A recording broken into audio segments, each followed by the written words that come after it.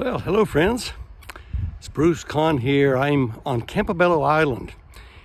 It's a coastal island in Canada, actually in the province of New Brunswick. The interesting thing here is that we're looking at a cottage, a rather famous cottage, and it's famous not because of the Canadian location, but because of the very famous American who lived here and summered here at one time.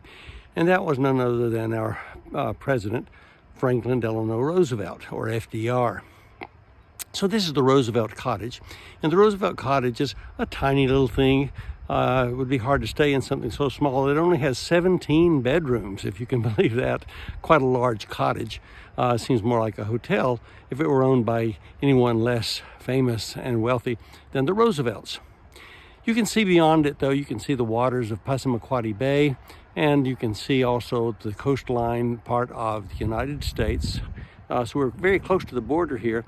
The water here is very cool, and the climate is quite cool. And in fact, that is why the Roosevelts had a place up here.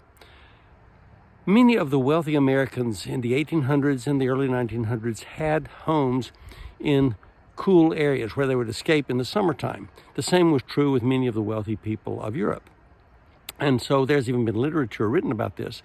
The Roosevelts, of course, here on Campobello Island.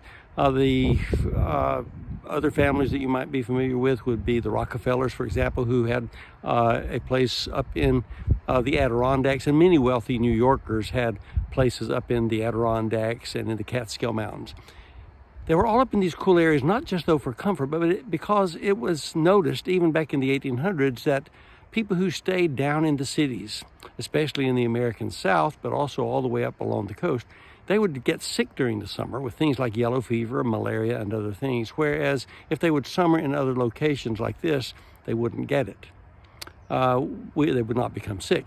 We now know that it was mosquitoes that spread the diseases in those other areas.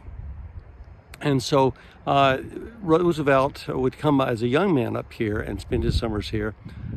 He became very interested in infectious diseases for other reasons later on during World War II, when we lost so many lives of our service personnel, our military personnel over in the wars in Europe and also in World War I.